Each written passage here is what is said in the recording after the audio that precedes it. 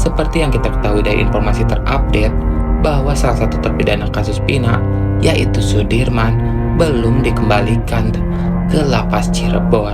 Padahal 6 terpidana lainnya telah dikembalikan ke lapas tersebut pada hari Kamis 15 Agustus 2024 lalu. Tony RM selaku pengacara Peggy Setiawan pun menanggapi hal tersebut. Tony mengatakan bahwa alasan pengembalian para terpidana kasus Pina tersebut karena penyidikan atas laporan Ibtu Rudiana telah dihentikan. Dan menurutnya, Sudirman berstatus bukan tahanan dari penyidik Polda Jawa Barat. Maka dari itu, penyidik Polda Jabar tidak mempunyai wewenang untuk menahan Sudirman. Kalau penyidikan telah selesai, harusnya Sudirman pun dikembalikan seperti terpidana kasus Pina lainnya. Tony pun mendapatkan informasi bahwa Sudirman akan dianiaya terpidana lainnya bila dikembalikan ke lapas.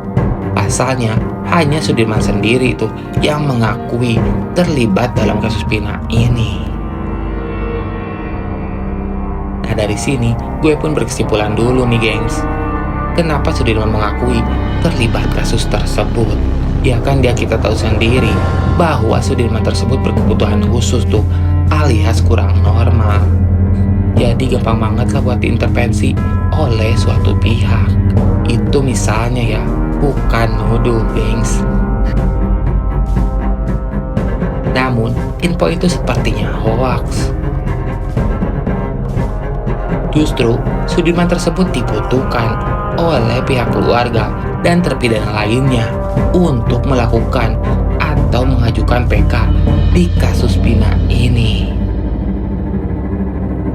Tony pun mengungkapkan bahwa penyidik Polda Jabar sepertinya ketakutan bila Sudirman dikembalikan ke keluarganya, sehingga akhirnya terbongkar bahwa Sudirman tersebut sebenarnya melakukan atau tidak tuduhan-tuduhan tersebut di kasus Pina ini.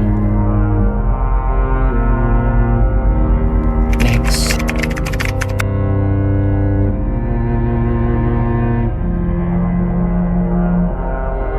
Salah satu dari kuasa hukum 6 terpidana kasus Pina ternyata mengalami teror gengs.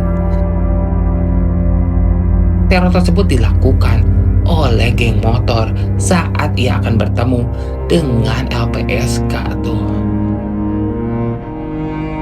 Kejadian tersebut pun terjadi saat Gary memasuki jalan di area rumah sakit Pertamina. Tiba-tiba saja muncul orang berboncengan dengan menggunakan sepeda motor mengetuk kaca dari mobil Gary tersebut.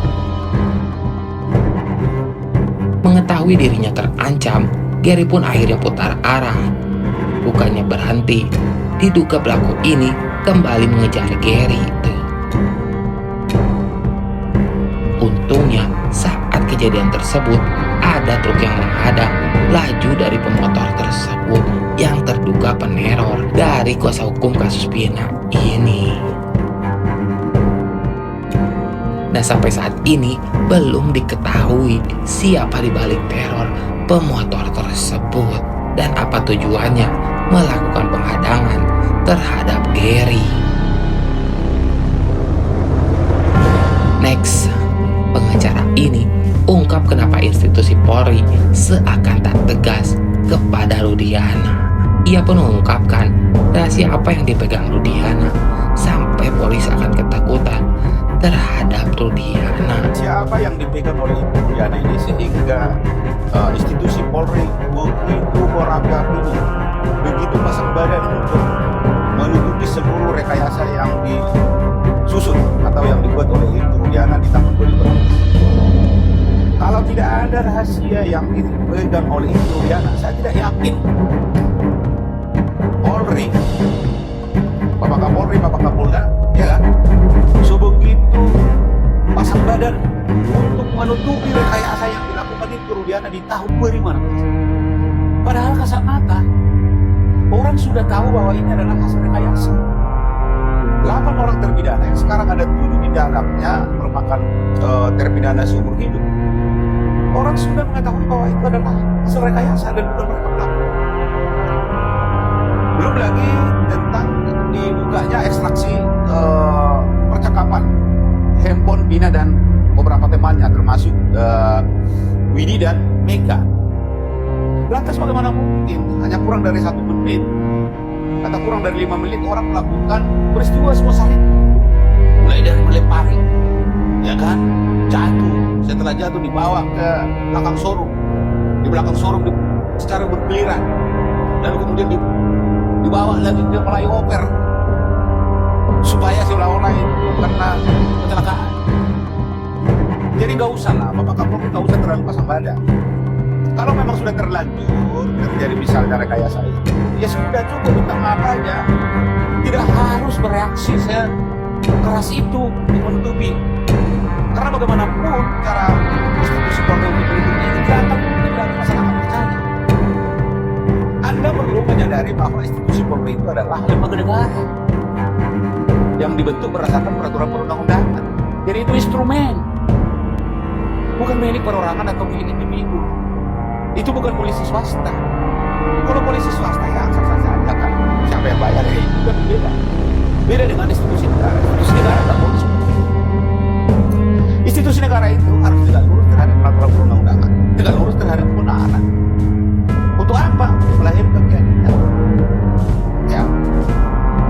Apa-apa saja upaya yang dilakukan oleh Mabes Polri untuk menutupi skenario ini supaya tidak terbuka, antara lain dengan menyembunyikan Sudirman. Sudirman itu semua orang sudah tahu bahwa Sudirman itu memiliki keterbatasan kecerdasan. Dia boleh dikatakan ibu, ya kan?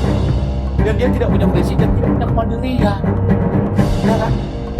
Bayangkan di dalam berkas perkara itu juga dia menyatakan bahwa dia bukan pelaku, tetapi di dalam pengakuannya di beberapa keterangan di penyidikan dia mengakui. Artinya kan dari sini kita sudah bisa menggambarkan bahwa saudara-saudara ini kan memiliki kekurangan.